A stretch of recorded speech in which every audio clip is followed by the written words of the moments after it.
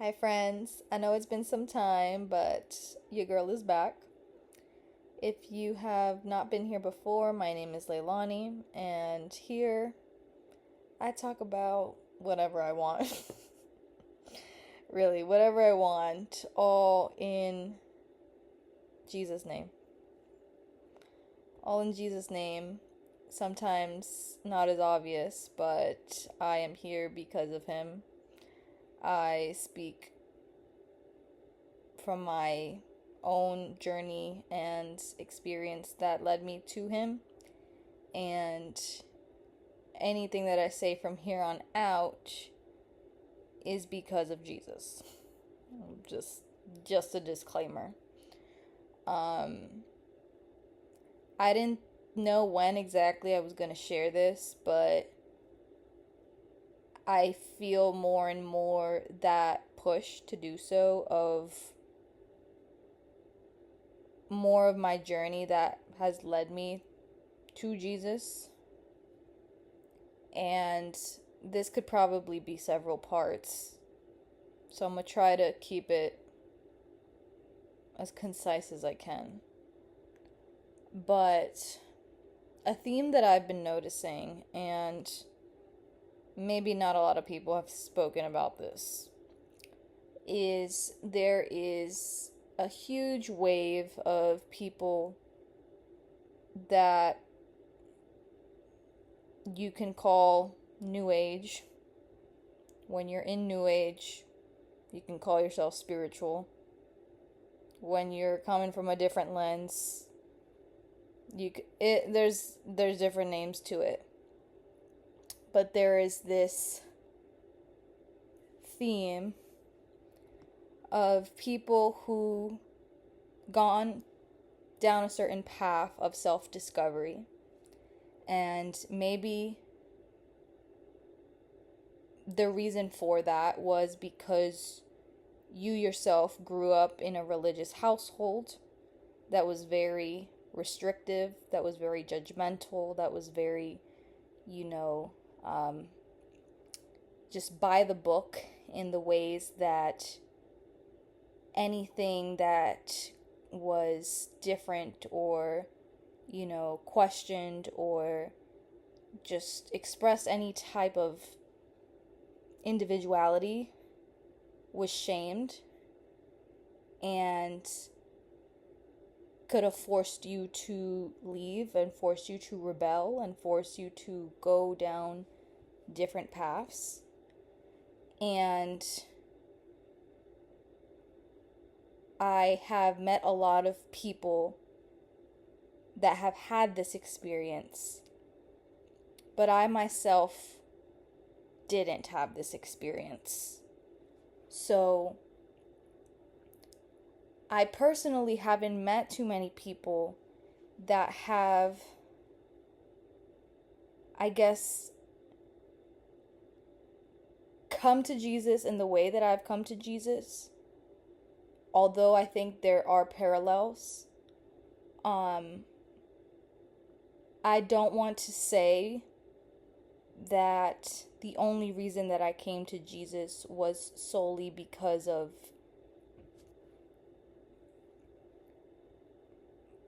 I would say, tragedy or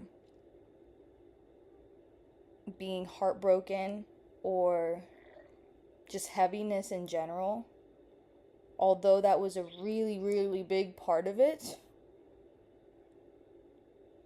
I believe that everything that has occurred in my life has led me to Jesus.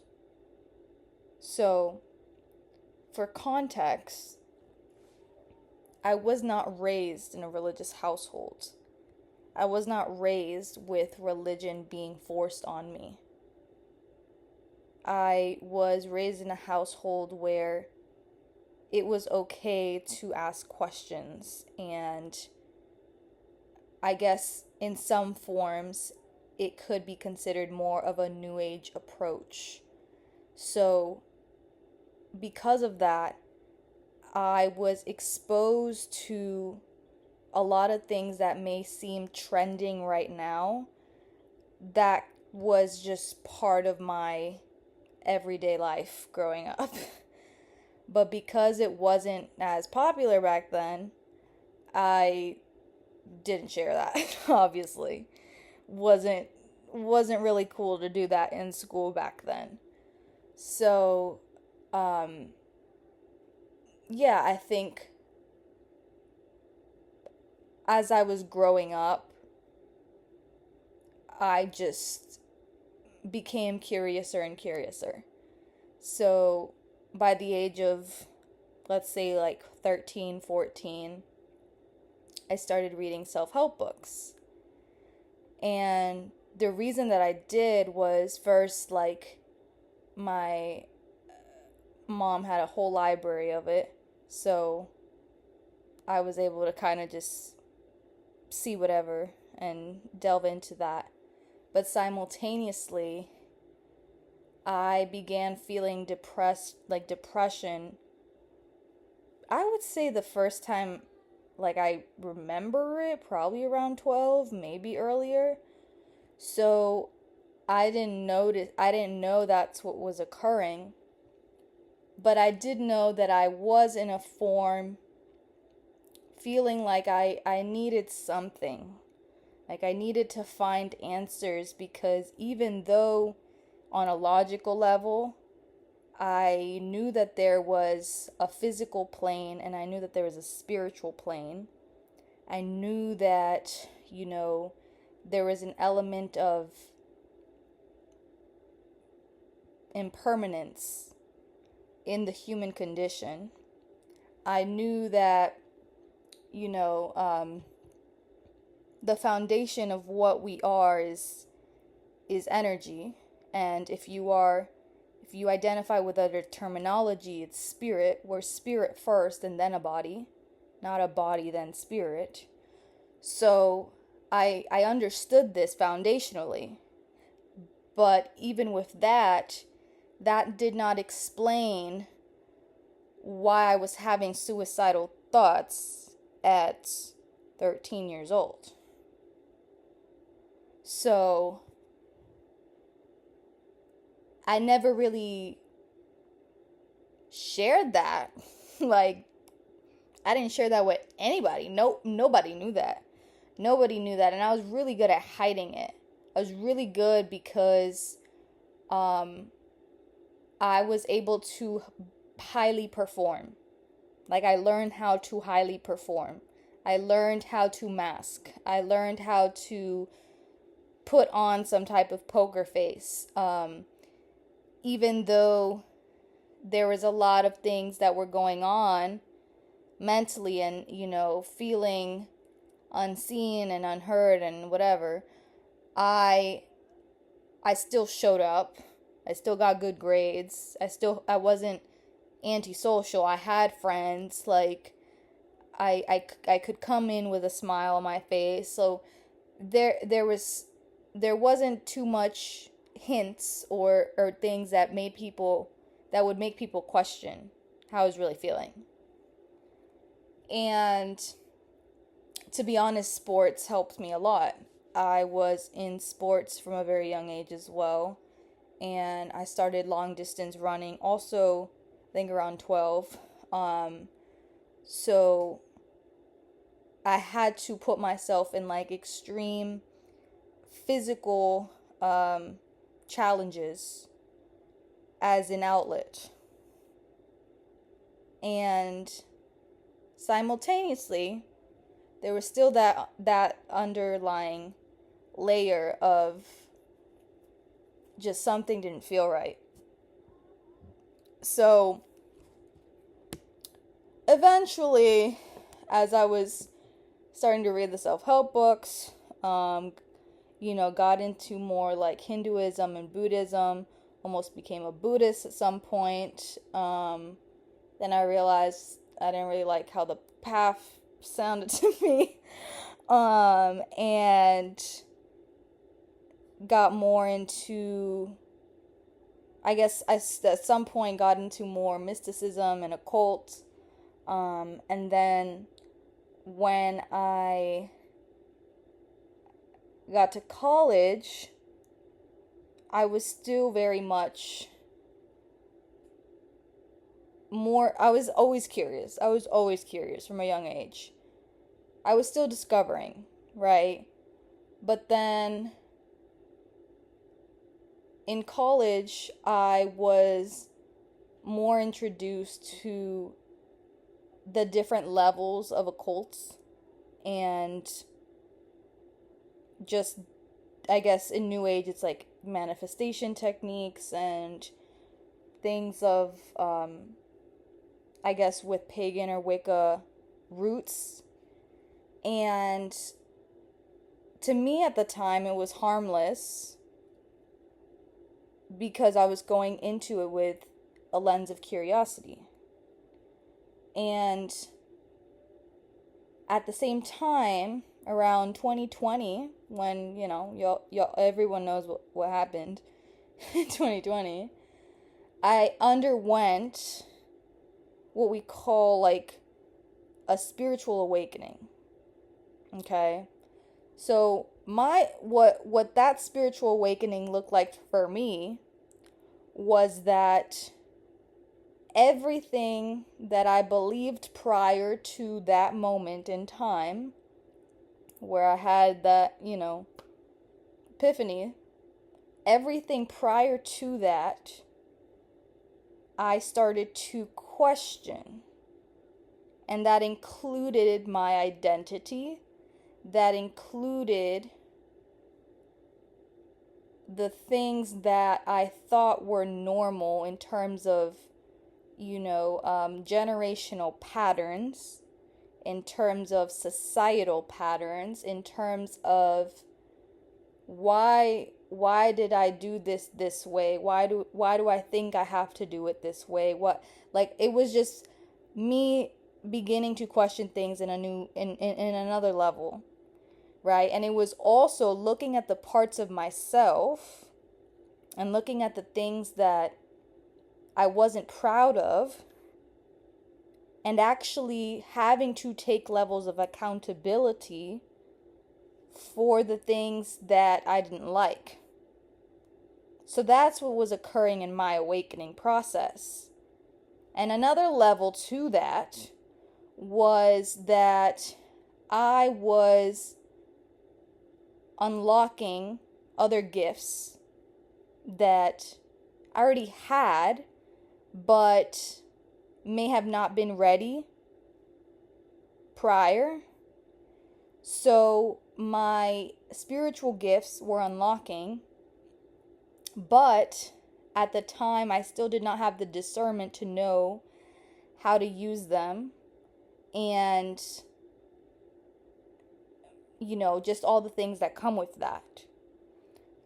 So as I was still in this period of curiosity, and then also having this whole online activation of my skills, I was able to discover and in other words remember that there was more than just this human experience. There was more than what we experience on this planet, that we are but a tiny little seed in a multiverse. Okay? That there are other planets, there are other galaxies. Like, we're literally like this. Nothing. We're dust, right? And even though in earlier points in childhood, like, I kind of knew that, because anytime I would see like sci-fi movies or fantasy movies, like I kind of was like, yeah, that could be real. Like, I didn't really have like any, and even though it was kind of like me joking in a way, like there was parts of me where I'm like, yeah, like that, why couldn't that be real? But then there comes a point when you're actually like starting to experience it in real life. We're like, oh, okay, this is different. This some other stuff. All right, so So basically, I started connecting with other lives, other life forms. And depending on your background, your religion, your whatever, there can be different names for this, okay? And that's another theme that I'm experiencing as I talk to more and more people is we might all just be talking about the same thing. We just have different verbiage around it. Okay? Long story short, between I guess, yeah, like between me not fully processing or being in this very much fragmented state and still very depressive state, and then also having a deep curiosity to learn more about the unknown, to learn more about mysteries and the things that may be harder to explain, right? And then having my gifts being amplified after a reawakening of my multi-dimensional self, I opened myself to a lot of different types of energies or entities. Okay? So, if you are in New Age right now, or if you left New Age, you know exactly what I'm talking about. And if you don't, you have just dipped your toe and you haven't actually you haven't gone through the motions yet. So this might be for somebody who has already experienced or you're in it right now. Okay? But I hesitated to share this before, and now I know that spirit has led me to say it because somebody needs to say it. And I know that there might be other people, but if you haven't heard it from anybody else, it is not to shame you, and it is not to put something or label something as good or bad. Okay? From my experience, what I received, or rather what I had to go through out of curiosity. Part of it was curiosity, but another part was really a desperation, a seeking, a longing for God. And not just, let me be clear, not just God in the form of,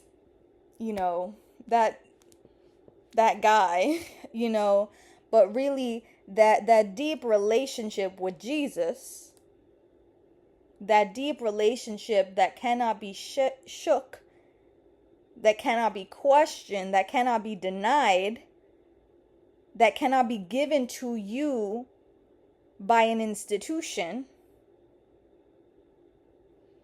That, I received that through interacting and going through really, really heavy battles that I would not wish on anybody. Okay? I would not wish on anybody. And more people from New Age are going and turning their lives to Jesus because they too were curious. They too took one wrong turn and almost didn't come out. Almost didn't see the light again. Almost didn't know if they would be able to come back up and breathe again.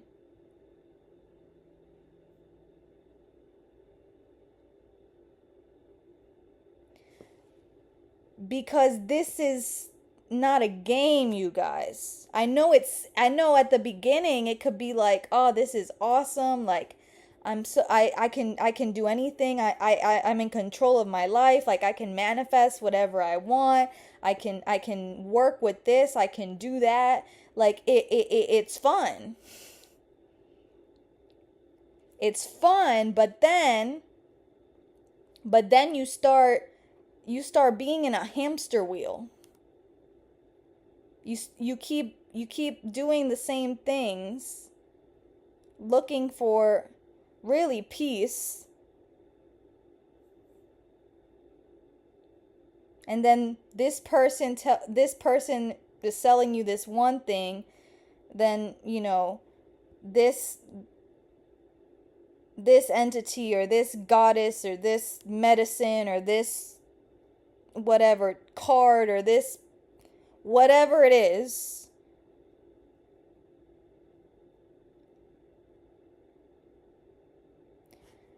but if you yourself are going to these things from a place of brokenness, from a place of deep hurt, a deep longing, of guilt, of shame, of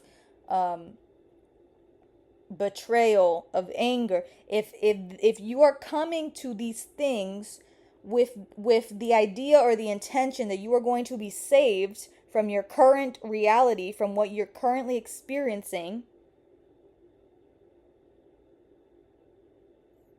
or looking for an easy out, you will eventually have to come face to face with your demons. And some of you may not like it. May not like it. Because they're not fun. And they're not nice. They're not friendly. Okay? They are not friendly.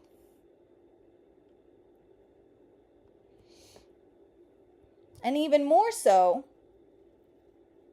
when you decide to do group activity, when you decide to intermingle with other people's traumas, other people's wounds, other people's, you know, just unprocessed emotions,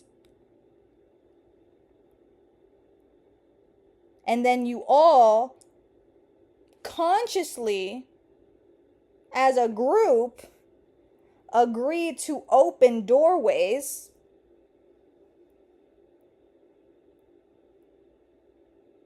and seek outside, because again, what it is a seeking, because whatever's going on right now in here is not centered. Then that starts getting stuff way more intermingled, way more complicated, can be way more scary. Okay?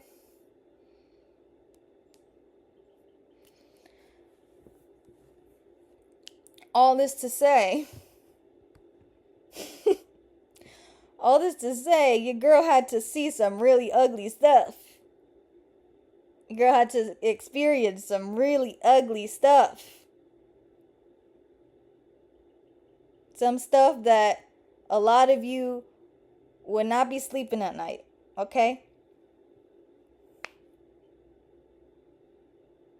So yeah, I'm going to talk about Jesus.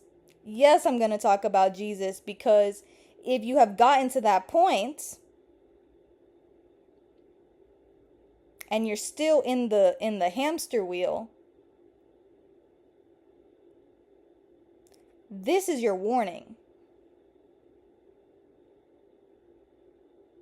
This is your warning.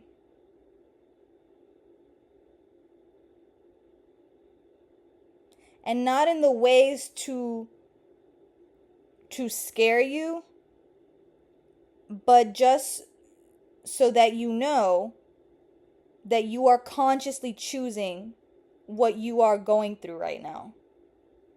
You are consciously prolonging this. And if you are not in this space, if you have already left, if this is not your experience, you can still listen to this because some people are experiencing this. And I think it's important that we're able to listen to other people's stories and other people's perspectives and other people's backgrounds and beliefs to understand what got them to their present moment. Okay? So, Jesus saved me from myself. Jesus saved me from really worshiping false idols. Jesus saved me from living a life of a fraud. Jesus saved me from anxiety, from depression, from deeply rooted feelings of unworthiness. Jesus came into my life to guide me, to lead me, to show me what is possible. What is possible for me and how I can experience that now. How I don't have to buy something, I don't have to go somewhere, I don't have to live a certain lifestyle. I don't have to prescribe to something that somebody has told me other than following Jesus as my example because he did it. He lived it. He experienced it. He transcended it.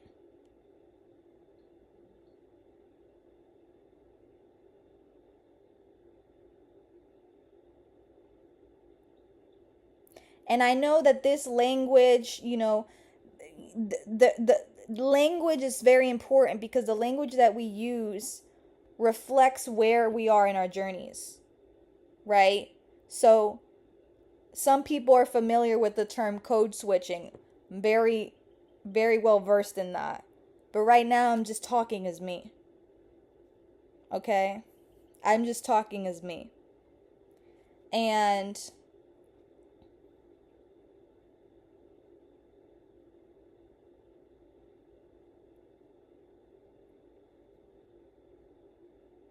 I can only say the goodness that Jesus has done for me. I can only say the goodness that he's done for me in my life. I can only say the peace that I feel despite having gone through so much uncertainty, through really having to walk by faith and not by sight, through just continuing to get up, and releasing comparison, releasing having to think that having to sound a certain way and speak a certain way and act a certain way and dress a certain way and all these things that I know y'all are tired about. I know y'all are tired.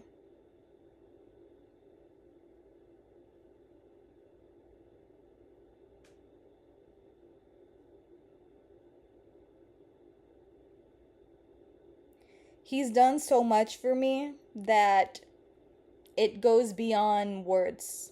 It goes beyond words. And the more that I read the Bible, the more that I begin to just get context and understand, just certain things about life and the parallels. Even though it was written so long ago, there's still so much wisdom to this day that it's literally the same things. It's the same things that we go through because we're still humans. We're still a human race. We haven't really changed much, if you think about it. We haven't changed too much. So, Yeah, this could have gone a lot longer, but I know someone needed to hear this today. And I love y'all. I love y'all. Whatever, wherever you are in your journey, you are loved. You are loved. Like at the end of the day, because Jesus loves you. Jesus loved you. And if you have been hurt by church, if you have been hurt by religion, if you have been hurt by a person who claimed to have Jesus in their life, I am sorry. I'm sorry that you had to go through that pain. I'm sorry that you had to feel like the way you were made wasn't perfect. I'm sorry that you had to be put to shame and feel ashamed and even ridiculed and judged for just asking questions, or, you know, for trying to learn yourself, trying to explore, and trying to just be trying to be, you know? It's not that's not what Jesus taught. Jesus wasn't teaching us to condemn, to think that we're mightier and higher than. He was teaching us to love one another, because we were so divided, we were so judgmental, we were so pointing the fingers of he said, she said. He was teaching us to love one another. So I love you. I don't know who you are. I don't know who's watching this. I don't know where you are in your journey. I don't know what religion you're in, or if you're atheist, whatever. Whatever you do.